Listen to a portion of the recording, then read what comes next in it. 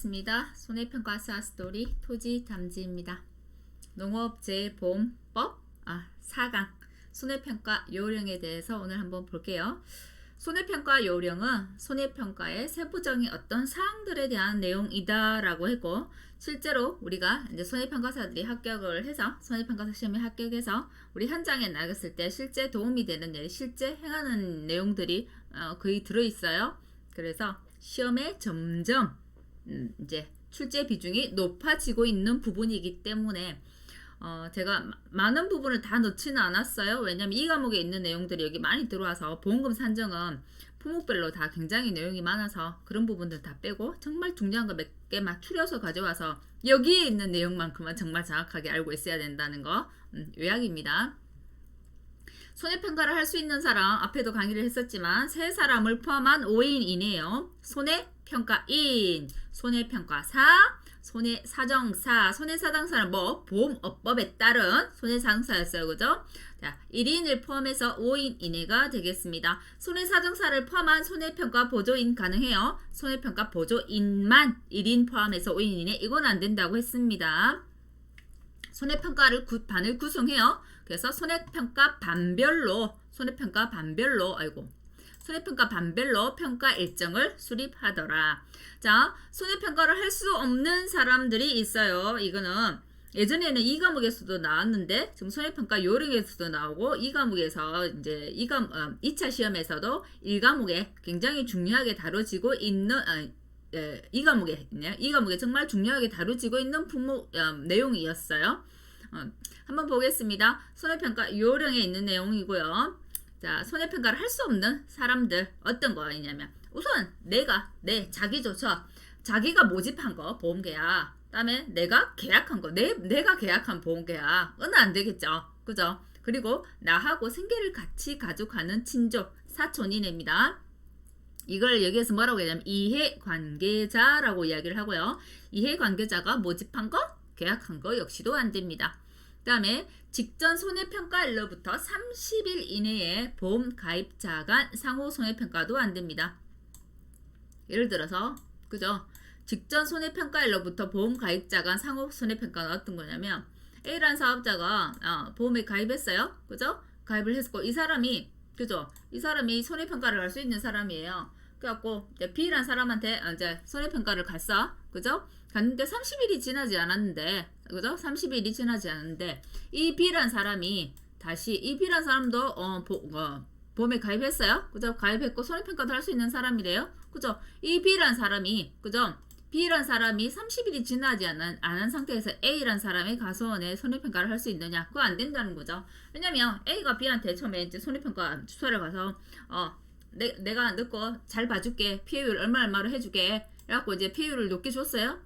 B가 물론 이제 B가 자기 가소원이 올 거라 생각은 못했겠죠. 자, B가 이런 거예요. B가 이제 이 사람 그걸 가게 됐어. 그래 돼서 예전 가서는 우리 피해를 높게 봐줬으니까 나도 너 거 높게 해줄게, 이런 게 된다는 거죠. 그래서 이런 건 안 됩니다.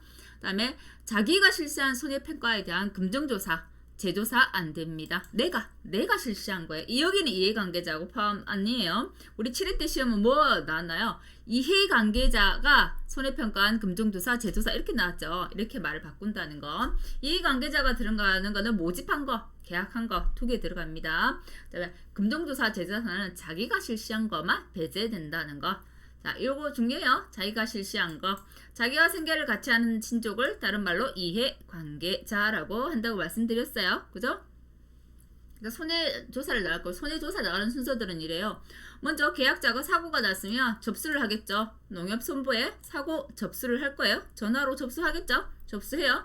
접수하면은 요 이제 손보에서는 이를 이제 배분을 줄 거예요. 그죠? 진짜 이 재보험 사업자는 이제 우리 이제 이를 할당을 하고 손해사정 법인을 준다든지 회표를 준다든지 이제 이를 줄 거예요. 이를 주면 이 손해평가 반을 구성해서 이 손해평가 반이 일정을 수립해서 조사를 나갈 건데, 손해평가 하기 전에, 그죠?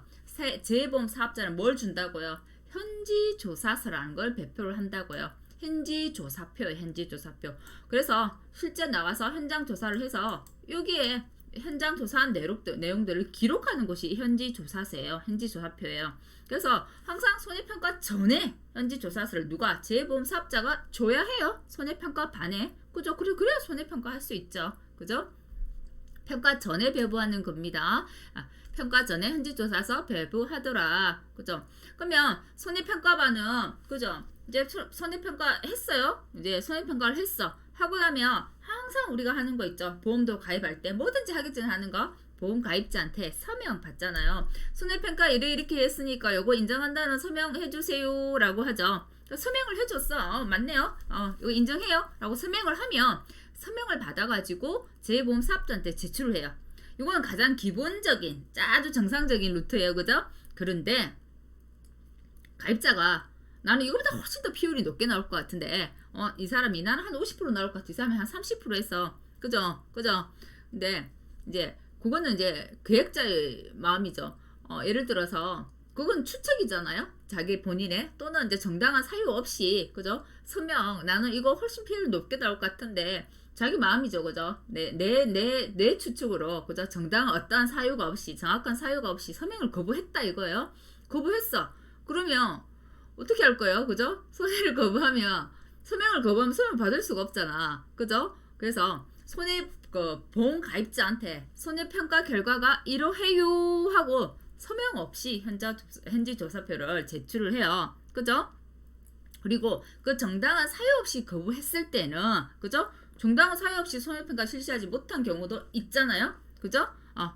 예를 들어서 서명을 거부한 거는 서명 없이 현지 조사서를 제출하고 또는 이런 경우도 있죠. 내가 조사로 갔는데 물론 뭐 극히 드물겠지만 그 상대 그 가입자가 나는 이 사람이 정말 마음에 들지 않아. 그냥 이유도 없이 그죠? 어떤 뭐 이유가 있시라도 하더라도 난 이 사람은 싫어 하고 손해평가 거부하는 경우 있단 말이에요. 근데 거의 드물겠죠. 이런 경우는. 그런 경우에는 손해평가 자체를 하지 못하잖아요. 그죠? 그랬을 때는 손해평가를 이거 거부하셔서 손해평가 실시하지 못해서 피해를 인정할 수 없는 것으로 평가합니다 하고 보험 가입자한테 통지를 해야 돼요. 그죠? 통지를 하고 난 다음에 재보험 사업자한테 현지조사서 제출하시면 됩니다. 하지만 손해평가 요령 실은 요거는 이제 절차죠. 아주 기본적인 것은 그렇지만 실제로 우리가 조사를 가서 계약자가 가입 서명을 거부하는 경우에는 사실 이거는 민원거리로 이어질 수 있는 부분이에요. 물론 서명 없이 현지조사서는 제출할 수 있어요. 하지만 계약자는 내가 분명히 뭔가 마음에 들지 않아서 서명을 하지 않았다는 얘기예요. 그죠? 인정하기 싫어서 안 했다는 얘기죠. 그래서 서명 없이 현지조사서는 제출할 수 있지만 대부분 이런 경우에는 그 계약자는 다시 전화해서 뭐 합니까? 민원 넣죠. 민원. 그래서 이런 일은 발생하지 않는 게 좋겠죠. 그죠? 가장 손해평가를 잘하는 사람은 민원이 하나도 걸리지 않는 사람이다 라고도 이야기하더라고요.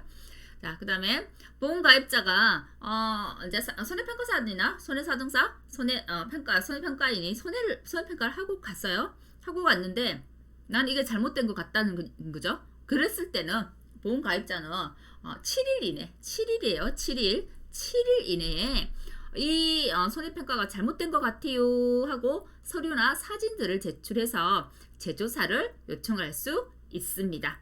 되겠죠? 이때는 재조사는 어떤 걸 보내겠어요? 앞에 했던 사람 절대 안 보내겠죠? 다른 손해평가반을 보냅니다. 다른 중요해요. 기억해야 될 거 7일 이내 그 7일 이내 서류, 사진 제출하면 재조사 가능하다. 재조사를 실시할 수 있다라는 거지. 제가 항상 여기서 잘 놓은 거야. 재조사를 하여야 한다가 아니에요. 그죠? 맞아요. 자, 그 다음에 재보험 사업자는 손해평가 하시는 분들이 손해평가를 제대로 했는지 검증하는 작업들도 해야 된단 말이에요. 이 검증하는 작업들은 검증하는 거를 전부 다 달 수는 없잖아요. 평가한 거 일부만 추출해서 검증조사 할 수 있습니다. 근데 만일에 어떤 이제 손해평가사가 한 어떤 그를 조사를 임의로 추출해서 검증조사했는데 걸렸어요. 근데 이 사람 거 검증조사에서 뭔가 문제가 있다 걸렸다고 한다면 그 사람이 손해평가한 건 전부 다 다시 검증조사를 한다는 말들이 있더라고요. 가능하면 거기에 안 걸리는 게 좋겠죠. 물론 그래서 내가 검증조사 내게 검증조사 걸렸다고 하면 물론 내가 잘못해서 검증조사 걸린 건 아니지만 긴장은 되겠다. 그죠? 뭐 그렇게 긴장은 되겠지만 가장 좋은 방법은 가서 손해평가를 정확하게 수순대로 그죠? 하는 거죠. 공정하고 객관적으로 그죠? 금융조사 할 수 있다라는 거지 무조건 한다? 이것도 아니에요. 그죠? 전체 추출 아니에요. 임의 추출. 이런 단어 하나하나 바꾼다는 거. 다음에 시험의 단골 문제. 손해평가 단위예요. 농작물은 농지별로 하더라. 가축은 가축별로 하더라. 벌은 벌통 단위로 하더라. 농업시설물은 보험가입 목적물별로 하더라. 농작물은 농지별로 한다는 얘기는 예를 들어서 이렇게 논이 있다고 해볼게요. 하나의 농지에도 이렇게 필지가 다를 수 있어요. 필지는 나눠져 있지만 이런 하나의 농지로 보죠. 이렇게 필지별로 구분해서 조사를 하는 게 아니라 농지별로 한다는 얘기예요. 가축은 개별 가축, 벌은 벌통 단위, 농업용 시설물은 보험 가입 목적물별로 하더라. 그죠? 평가 단위는 목적물이에요. 가입은 단지 단위지만 평가 단위는 목적물이라는 거 이거 중요해요. 그래서 굉장히 많이 나와요. 바꿔가지고 이거 바꿔서 많이 나옵니다. 그다음에 자 보험가액 산출하는 것도 시험에 굉장히 잘 나오는 부분. 항상 빠지지 않고 나오는 부분이에요. 자 특정 및 저가전 종합위험. 저가전 종합위험은 어차피 우리가 2차 과목들을 대부분 보고 왔기 때문에 어떤 건지 알죠? 사과, 배, 단감, 뜰분감에 해당되고요. 특정한 위험은 그죠? 태우집, 지진, 화재, 그죠? 태풍, 우박, 태풍과 강풍은 달고 다니는 태풍, 강풍 같아요. 태우집, 우박, 집중호우, 화재, 그죠? 그 다음에 태우집, 지진, 화재, 그러니까 지진 또 들어가게 되고, 그죠? 태우집, 지진, 화재가 되겠고요. 저가전 종합위험 방식에서는 보험가액은 어떻게 기준 수확량이라는 것을 산출한다고 했고 거기에 가입 가격을 곱합니다. 기준 수확량을 구하는 건 우리가 이 과목에서 굉장히 중요하게 다루고 있어요. 그죠? 평년 착가수가 어떻게 되느냐, 그죠? 그 다음에 저가후 착가수가 어떻게 되느냐, 그죠? 뭐 이런 것들 보죠. 착가감수, 가실수가 어떻게 되느냐 이런 거 가지고 기준 수확량 산출하는데 기준이 되는 수확량을 가지고 보험가액 금액도 결정해요. 그죠? 그래서 보험가액은 기준 수확량 곱하기 단위당 가입 가격이더라. 인사분 면적으로 갑니다. 가입 면적 곱하기 단위당 가입 가격이 되더라. 자, 종합위험 방식입니다. 종합위험 방식은 기준 수확량이라는 개념이 아니라 평년 수확량이라는 개념을 쓰죠. 물론 저가전 종합위험도 평년 착과량이라는 게 있는데 평년 착과량에 곱하는 게 아니라 기준 수확량이에요. 그죠? 보험가액. 종합위험 방식은 평년 수확량에다가 단위당 가입 가격이 되더라. 예를 들어서 이런 거죠. 평년 수확량이 1000kg이다 했으면 평년 수확량의 50에서 100% 사이에서 결정한다 이런 것들 있죠. 이 과목에 평년 수확량이라는 거. 생산비 보장 작물이네요. 가입 당시 정한 보험 가액 기준으로 산정하더라. 나무는 한번 볼게요. 나무 손해보장은 물론 이제 나무 주수에다가 나무 가입 가격을 곱하겠죠. 이 주수는 그죠? 과실 생산이 가능한 모든 나무 쓰고요. 피해 나무도 포함입니다. 처음엔 피해 나무 다 포함이죠. 그죠? 피해 나무는 제외한다. 이렇게 시험 잘 나와요. 자, 가입 가격은 보험 가입 당시의 가격이 되겠고요. 요 앞에 거를 바꿔서 잘 나오니까 요 앞에 거 필히 잘 봐. 뒤는 다 가입 가격이니까요. 그죠? 자, 가축의 보험 가액입니다. 사고가 발생한 때와 곳에서 평가한 보험 목적물의 수량과 적용 가격입니다. 사고가 발생한 때와 곳이에요. 보험 가입할 때 아니에요. 사고가 발생한 때와 곳에서 평가한 보험 목적물의 수량에다가 적용 가격을 곱한 거고요. 손해액은 한번 볼게요. 손해액은 사고가 발생한 때와 곳에서 실제 피해 입은 보험 목적물이에요. 보험 목이 빠졌네요. 그죠? 목적물의 수량과 적용 가격이 되겠습니다. 자, 적용 가격은 사고가 발생한 때와 곳에서의 시장 가격을 감안한다라고 되어 있네요. 보험 가격은 평가한 보험 목적물의 수량이고요. 손해액은 피해 입은 보험 목적물의 수량이라는 거 구분하셔야 됩니다. 자, 농업용 시설물의 보험 가액입니다. 사고가 발생한 때와 곳에서 평가한 피해 목적물의 재조달가에서 감가상각액을 차감한 거. 이건 어떤 거라네요. 재조달가액의 감가상각을 차감했다는 얘기는 시가로 정한다는 얘기죠. 하지만 손해액은 어떻게 재조달가로 사고가 발생한 때와 곳에서 피해 목적물의 원상복구 비용을 말한다. 이건 바로 재조달가액이거든요. 보험가액은 시가, 손해액은 재조달가가 되겠네요. 자, 손해평가 요령입니다. 자, 이거 어떻게 해서 바꿔 나오면 제조달 가액에서 감가상각을 차감한 거라고 했는데 피해 목적물의 제조달 가액으로 산정한다 이렇게 바꿉니다. 시에도 이거 나왔었죠. 자, 그 다음에 볼게요. 보험가입 당시 보험가입자가 자와 재보험 사업자가 보험가액 및 손해액 산정 방식을 별도로 정한 경우에는 그 방법에 따른다. 이건 뭐예요? 보험가액 및 손해액 산정 방식을 별도로 정한다는 것은 어떤 특별약관, 특약을 정했다는 얘기잖아요. 그냥 보통 약관이 아니라 특약을 따로 정했다고 하면 그 방법에 따르는 게 맞죠. 특별약관과 보험약관이 있을 때는 우선시 되는 거 뭐? 특별약관이 우선시 돼요. 그래서 따로 뭐 정한 게 있어요. 그러면 그게 먼저라고. 됐죠? 다음에 병충해입니다. 배어병충해는 우리가 2차 시험에서는 굉장히 중요하게 다루는 부분이어서 배어병충해는 5회 때 시험에도 나왔고 7회 때도 병충해명을 쓰는 게 시험에 나왔어요. 1과목에도 지금 배어병충해가 나온다고죠. 배어병충해 중에서 실제로 우리가 보상하는 손해가 따로 있죠. 병충해 중에. 자, 흰줄벼도 깨먹새라고 해서 7가지 병충해를 보상합니다. 흰잎 마른병, 줄무늬 입마른병. 입마른병인데 흰잎 마름이냐, 줄무늬 입마름이냐. 그죠? 그죠? 벼멸구, 충이죠, 충. 그죠? 자, 도열병. 그죠? 도열병은 종류가 많습니다. 목도열병, 입도열병 이런 막 종류가 많아요. 자, 그죠? 벼도까지 했죠. 그죠? 깨씨무늬병. 잎에 막 깨 같은 점박이들이 생겨가지고 깨씨무늬병. 그다음에 먹노린재도 종류가 여러 가지가 있는데 그 중에 먹노린재만. 자, 충해는 벼멸구하고 먹노린재가 충해입니다. 그다음에 세균성 벼알 마른병. 마른병은 3가지네요. 흰잎 마른병, 줄무늬 잎 마른병, 세균성 벼알 마른병. 그죠? 흰줄 벼도 깨먹새 안기팁입니다. 돼지는 질병보장 3가지입니다. TGE, PED, 로타바이러스. TGE는 위장병에 관한 거고요. PED는 설사병이에요. 그 다음에 로타바이러스가 되겠고, 우리 2차 시험에 1과목, 2과목, 이번에 1권, 2권으로 구분이 됐었는데, 이번에는 병충해 안에 내용들이 상세하게 들어왔어요. 병충해 이런 만약 예를 들어서 역병에 걸렸을 때는 역병의 징후들은 어떤 것이 있다. 그죠? 병리학이죠. 일종의 병리학 부분들이 아주 맛보기로 들어왔다는 거. 왜? 실제로 현장 나가서 중요하거든요. 그래서 그런 부분이 들어왔기 때문에 손해평가 요령에서도 병충해는 좀 잘 봐두시기 바랍니다.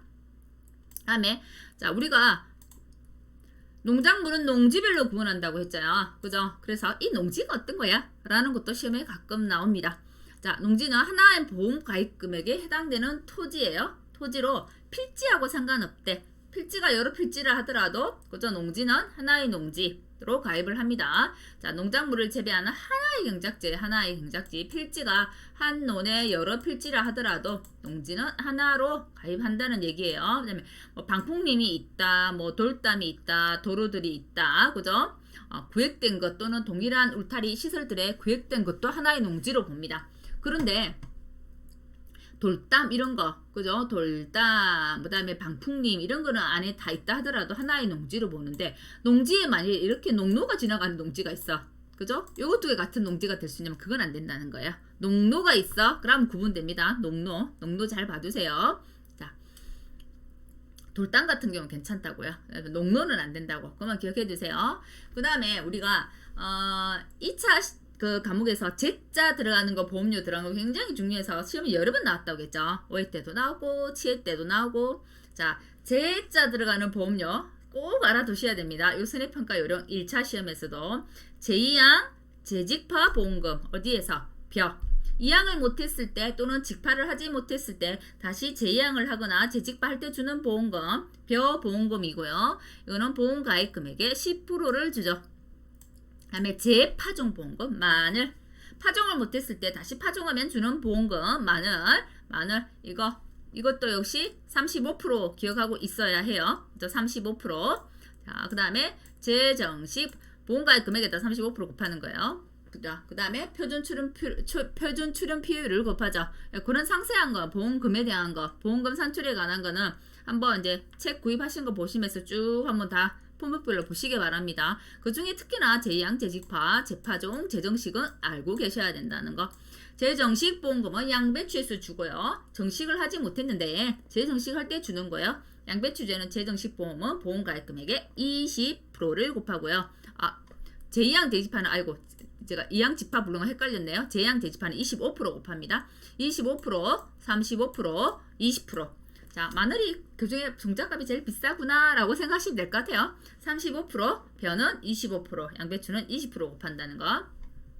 그 다음에 적과전 종합위험, 사과, 배, 단감, 뜰분감은 굉장히 시험에 잘 나오는 품목입니다. 적과전 종합위험에서 전수조사가 원칙인 거 묻는 것들이 있어요. 전수조사가 원칙인 거는 낙과 피해조사라는 거. 낙과 피해조사. 착과는 표본을 가지고 표본을 추출해서 표본으로 가지고 하지만 낙과 피해조사는 전수가 원칙이더라. 하지만 전수가 원칙이지만 표본으로 하기도 합니다. 원칙이 전수라는 거예요. 기억해 두시고 그 다음에 수학전 사고조사가 있는 품목을 고르시오라는 문제 나올 수 있어요. 수학전에도 어떤 사고가 있었을 때 보장해 주는 거 뭐 감귤. 감귤은 수학전에도 있고 수학기가 들어가고 난 다음에도 있고 그렇습니다. 그래서 수학기 이후에는 뭐 동상에 보장을 해주는 거 있고 이렇거든요. 수학기가 11월 30일까지만 자기들이 수학기라고 잡아놨기 때문에 11월 30일 이후 12월 1일부터는 수학기 이후가 되겠죠. 그죠? 그래서 동상에 이런 거 보장하기 때문에 수학전 사고가 있을 때도 조사를 하고 수학기 이후에도 조사하는 거 감귤입니다. 그 다음에 제가 특정한 위험 아까 특정 위험, 적과전 종합 위험 했었죠. 그것처럼 특정한 위험이라는 건 뭐냐면 종합 위험이라는 것은 자연재해, 조수의 화재 종합으로 다 보장한다는 게 종합 위험이고요. 특정한 위험 5종 한정이라는 거는 5개만 보장한다는 거예요. 이 5종 5개 한정해서 그게 뭐냐면 태우집에 지진, 화재가 났어요.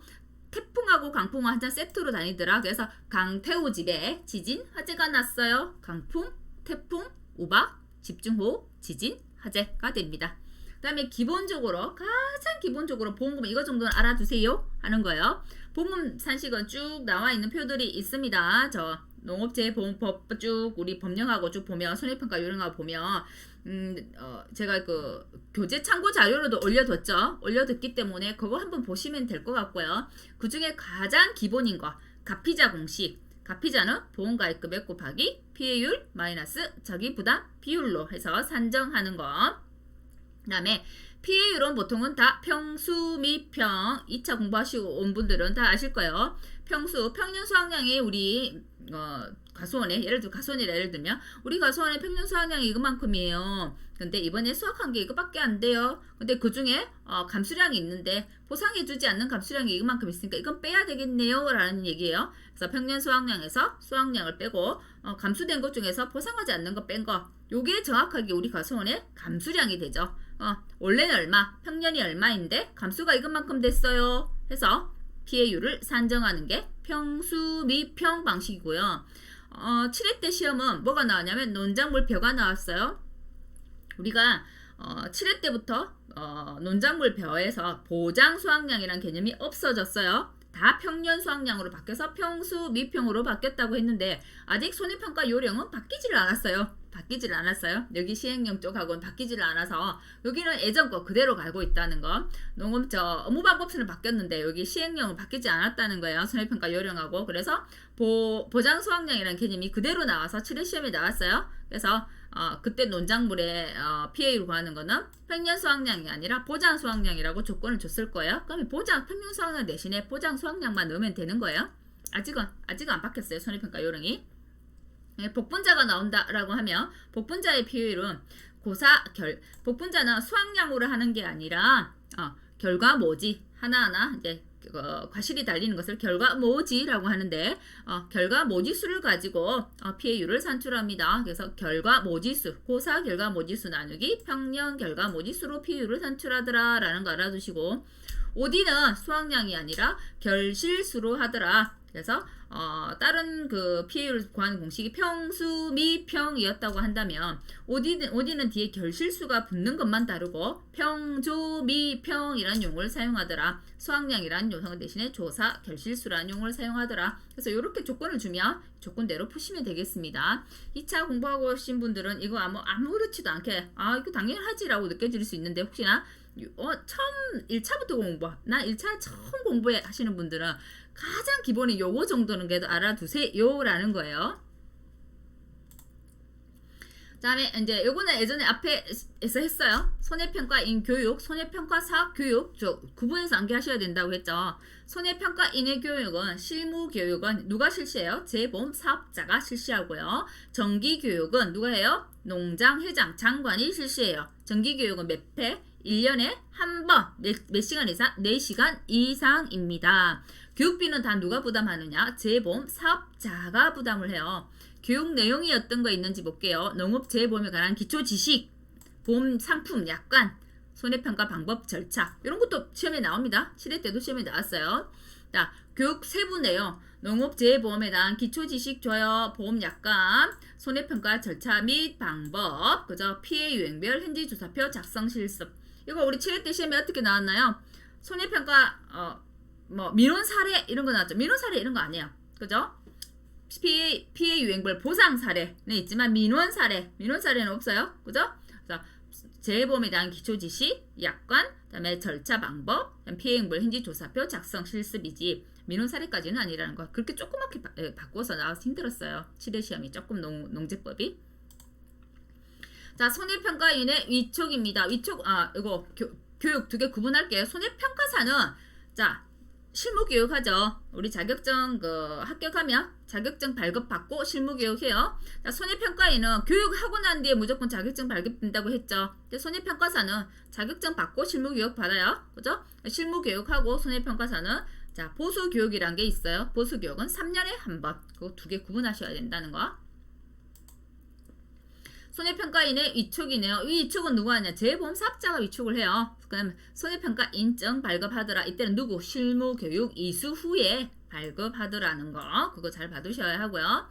자, 재보험 사업자는 이것도 시험에 잘 나오는 부분입니다. 그죠? 재보험이 실시되는 시군 자치구별, 그죠? 보험 가입자 수 등을 고려해서 손해평가인을 위촉합니다. 시군 자치구 보험 가입자 수예요. 농지수 아니에요. 보험 가입자 수예요. 시군 자치구별이지 특별시 이런 거 아니라는 거예요. 이거 시험에 시군 자치구별 나왔었죠. 그다음에 적정 규모의 손해평가인을 위촉해야 된다 되는데 아주 소규모의 손해평가인을 위촉해야 된다. 이렇게도 바뀝니다. 아주 단어 하나하나 바꾼다는 거.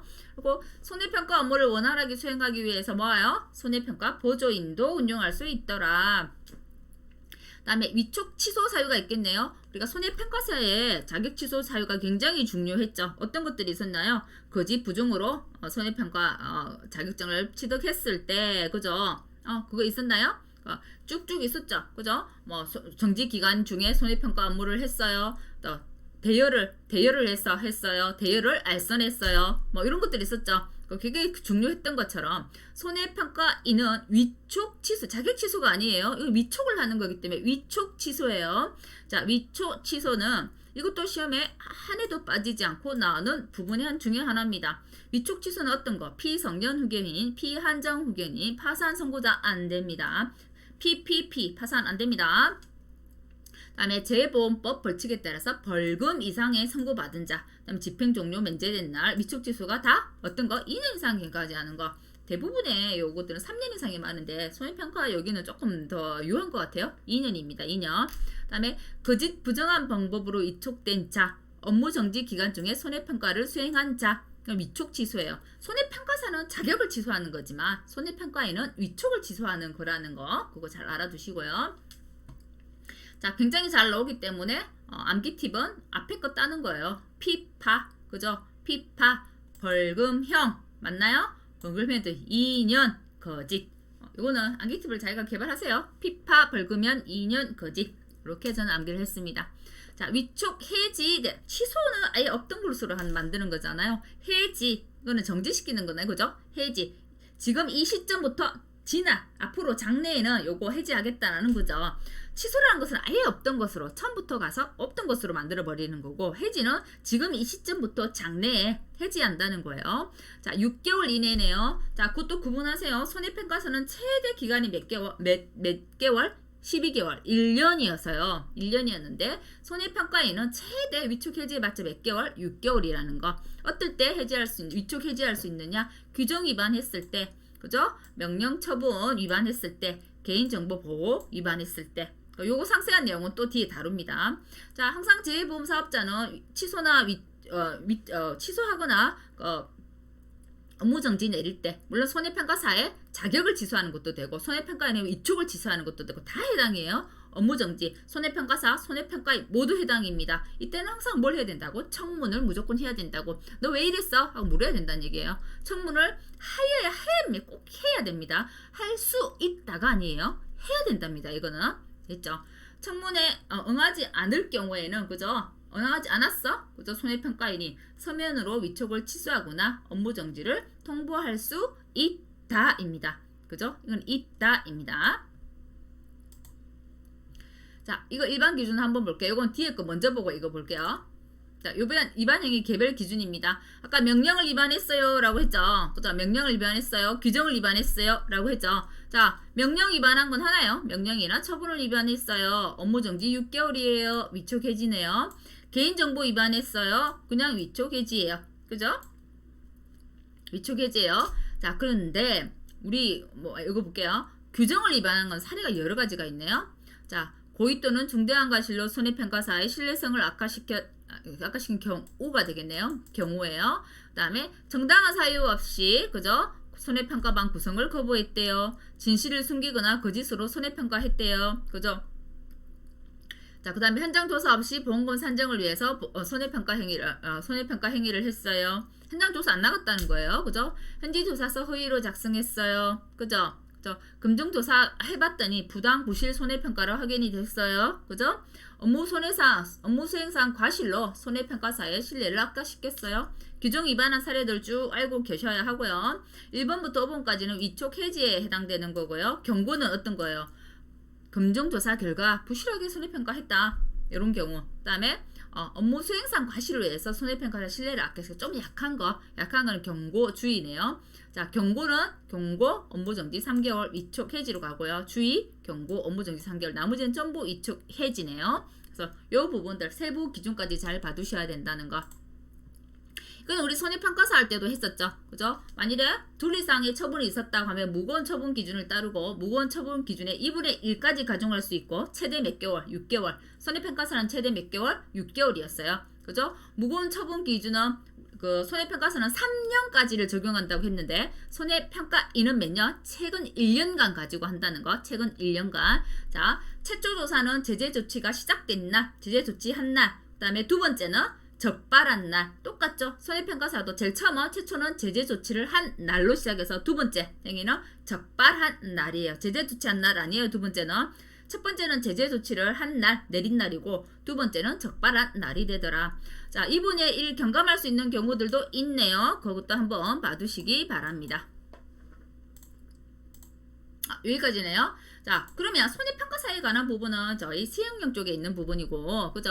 손해평가인에 관한 부분은 손해평가 요령에 있지만 항상 두 개 구분 비교하면서 암기하셔야 된다는 거 아시겠죠? 실무 교육에 관한 거, 보수 교육에 관한 거, 정기 교육에 관한 거, 정기 교육에서 어떤 것을 다루는지 또 중요하고요. 자, 손해평가 요령에는 보험가액 산출하는 거 굉장히 중요하고, 가입할 때 어떤 거 중심으로 가입하는지도 중요하고, 병충해 명, 그죠? 그 다음에 보험금 산출, 피해율 산출 어떻게 하는지 다 중요합니다. 그래서 꼼꼼하게 봐두셔야 되고, 손해평가 할 수 없는 사람들 1, 2, 3, 4번 경우 꼭 암기하셔야 되고, 현지조사서 배부하고 서명 받고 난 다음에 재보험 사업자한테 손해평가 조사한 거 제출하는데 만일에 서명 거부했어요. 서명 없이도 제출할 수 있다고 했습니다. 그죠? 그거. 그다음에 재조사는 7일 이내 신청해야 되고, 보험가입자가 다른 손해평가반이 가요. 그리고 재조사 할 수 있더라. 그리고 금전조사는 전부 추출하는 거 아니고 임의로 추출하더라. 이런 기본적인 키워드들 꼭 암기하셔야 합니다. 그리고 손해평가 요령의 책자에 보면 보험금 산출하는 거 쭉 품목별로 나와 있는 거, 저는 몇 개만 가지고 왔지만 정말 중요한 거 몇 개 가져온 거예요. 그 봉금 산출하는 거는 한번 쭉 다 보셔야 합니다. 요것만 보셔서는 안 되고요. 손해평가 요령이 점점 시험에 많이 나오고 있는 추세라고 말씀드렸고요. 그래서 무시할 수 없는 부분이다. 지금 방금 강의한 건 정말 기본에 중요한 것만 추려놨으니까 여기에 있는 부분 꼭 알아야 되더라. 정규교육할 때 세부 교육 내용 어떤 거 하는지도 알아야 되더라. 이런 것도 잘 봐두시기 바랍니다. 여기까지 해서 농업재보험법에 대한 강의는 다 마쳤네요. 그죠? 7회 때 기출문제가 좀 어려웠다라고 하니까 기출문제까지 한번 풀어보는 걸 해서 다음 시간까지 강의해가지고 농제법 강의를 마치도록 하겠고요.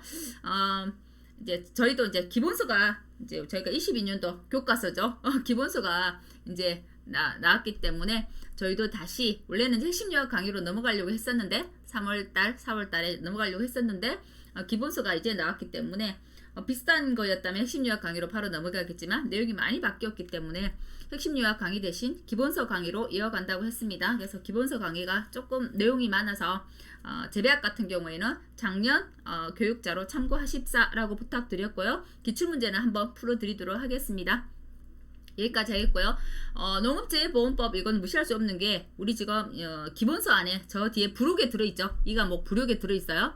그래서 부록에 있는 부분은 그냥 참고하라고 올려놓은 것이라고 이야기를 하는데요. 시험에 나오지는 않는다라고 이렇게 많이 이야기를 하시던데 이 과목에 실려있기 때문에 지금 우리 1차 시험 공부할 때 좀 꼼꼼하게 봐주는 게 좋지 않을까라는 생각이 듭니다. 그만큼 중요해졌다라는 생각도 들고요. 그래서 점점점 시험 문제의 난이도를 조절하는 것은 예전에는 재배학이었는데 작년 같은 경우 보면 상법이나 재배학이 굉장히 쉽게 나왔거든요. 상법 항상 점수를 많이 취득할 수 있는 과목이긴 해요. 근데 난이도를 어디서 작년에 조절했냐면 농업재보험법, 농제법에서 난이도를 조절해서요. 앞으로도 충분히 그럴 수 있다라는 얘기죠. 그래서 농제법 꼼꼼하게 잘 봐주십사. 단어 하나하나 이런 거 잘 살펴서 봐주시기 바랍니다. 여기까지 하겠습니다. 수고하셨습니다.